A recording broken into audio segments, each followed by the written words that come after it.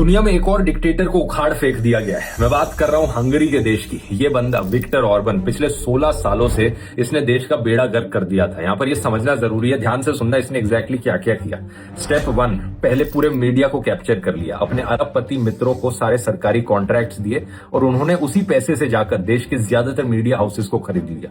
2018 में 476 Hungarian media houses को एक में मर्ज कर दिया गया था और जितने बचे कुछ इंडिपेंडेंट मीडिया हाउस थे उनकी सरकारी फंडिंग बंद कर दी, सरकारी एड्स उन्हें देनी बंद कर दी। ये सब करके हंगरी के देश में लगभग सारा मीडिया इसकी गोदी में बैठा था। स्टेप 2, जुडिशरी को कैप्चर करना। एक ऐसा कानून लाया कि जजेस की रिटायरमेंट एज 70 ईयर्स से घटाकर 62 ईयर्स कर दी।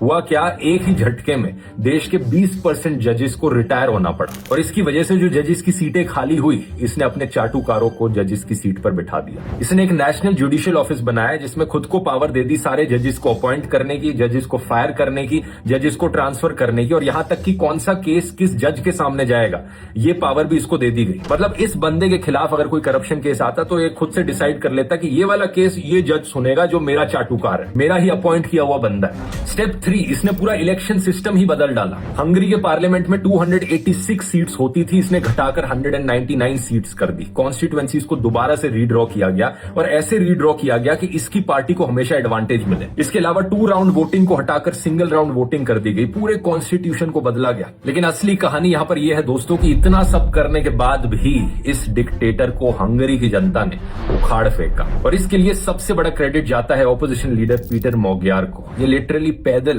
पूरे देश का चक्कर लगाया इन्होंने। डोर टू डोर गए, लोगों से मिले, दरवाजे खटखटाए, सबको समझाया कि देश किस हद तक गिर चुका है।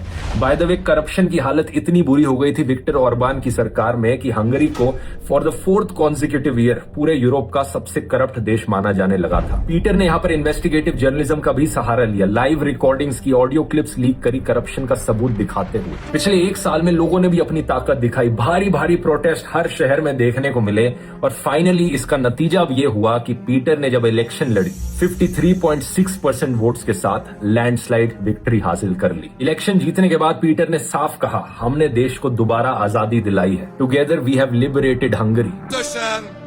Leváltottuk az Orbán rendszert, közösen felszabadítottuk Magyarországot, visszavettük a hazánkat।